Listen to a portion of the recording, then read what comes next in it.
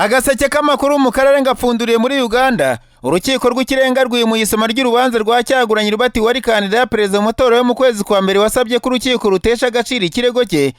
Uru rubanza rwari busomwe kuri uyu wa kane, ariko abanyamategeko bahagarariye Kyagulanyi mu rubanza bageze mu rukiko badafite ibyangombwa bibemerera guhagararira abantu mu nkiko. Ikinyamakuru Daily Monitor cyanditse ko abanyamategeko uko ari batatu bakuriwe na Medard Segona bari bafite ibyangombwa byarangiye tariki ya mbere ukwezi kwa gatatu.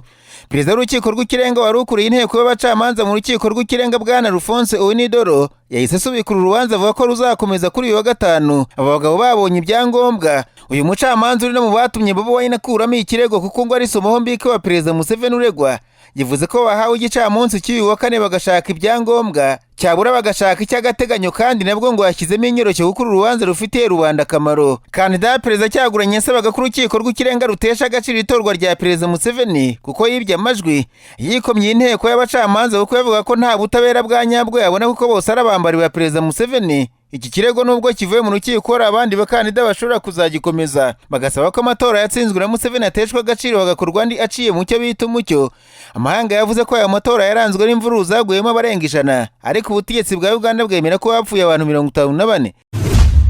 Nararanganije amaso ibinyamakuru byandikirwa muri Kenya. Abanyamakuru bakize amakaramu ku mpapuro barandika, banditse ko amatora y'abadepite bazahagararira uturere yaranzwe n'imvururu, abanyapolitiki bamwe batabwa muri yombi bakekwaho gushaka guha ruswa abatora no guteza imvururu ku biro by'itora. The Citizen TV yavuze ko mu karere ka Kabuchai mu ntara ya Bungoma abanyapolitiki bane barimo Senateri Cherargei bashyigikiye ishyaka United Democratic Alliance ryamaze kwiyunga kuri Vice President William Ruto batawe muri yombi bashinjwa gutanga ruswa ku batora. Aba bantu bane batawe muri yombi basanzwe ari abambari ba William Ruto mu kizwi nka Tangatanga. Abasesenguzi ba politiki ya Kenya bavuze ko amatora ari ishusho y'uko amatora rusange ya perezida y'umwaka utaha azaba yifashe, cyane ko habayeho guhangana hagati y'abari inyuma ya Kenyatta n'abashyigikiye William Ruto. Ikinyamakuru Daily Nation cyanditswe mu karere ka Matungo mu ntara ya Kakamega, perezida wa komisiyo y'amatora yasanze aho ari minisitiri wa siporo Rashid Echesa ahohoteye umukozi w'iyi komisiyo, asaba polisi guhita imuta muri yombi atararenga umutari kuko ibyo yakoze ntawe byabaye.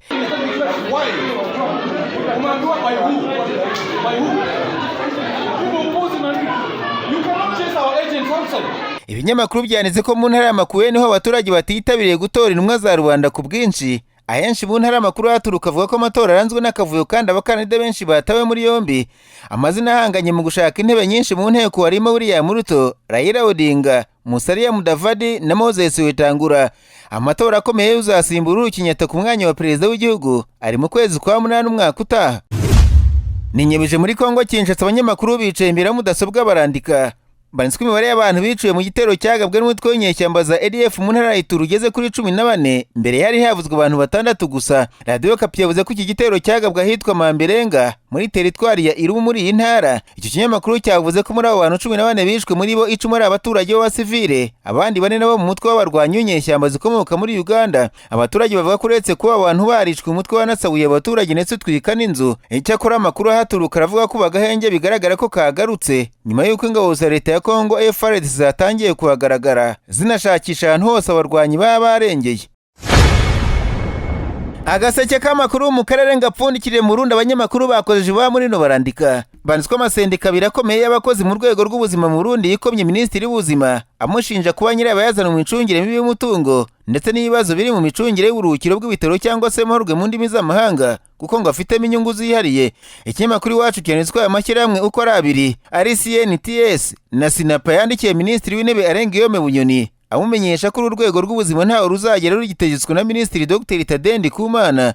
Minisitiri Tadei Ndikumana nawe ikinyamakuru cyanditswe yandikiye minisitiri w'intebe yisobanura, avuga ko byabo masendeka mushinja ari ibinyoma bigamije kumuharabika. Aya makuru yose aje nyuma y'aho amakuru yagaragajwe mu minsi ishize ko amavuriro amwe asigaye afite abakomisiyoneri b'uburuhukiro bw'ibitaro. Ujya gushaka aho uwawe wapfuye aruhukira bakakubwira ko imyanya yashize, bakakurangira uburuhukiro bw'abikorera ukishyura n'irimbi bakabona yabo. Mu itangazo aya masendeka yashyize abona yavuze ko aya makuru yaba ashingiye ku kuba 2019 minisitiri Tadei yarahaye isoko ryo gucunga za morgue umuntu wikorera akaba agomba gushakirwa amasoko. Aba baganga bavuze ko batazi impamvu iyo tegeko ritahagaritswe, kandi ku butegetsi bwa nyakwigendera Nkurunziza bari babyamaganye ko ntaho byabaye ko wapfushije aho gufatwa mu mugongo agurishwa n'uburuhukiro bw'ibitaro ku giciro kiri hejuru, ndetse ngo ibyo kandi bihabanye n'imico n'imigenzo y'abarundi. Minisitiri Tadei Ndikumana yandikiye minisitiri w'intebe avuga ko iryo bwiriza ryahagaritswe umwaka ushize.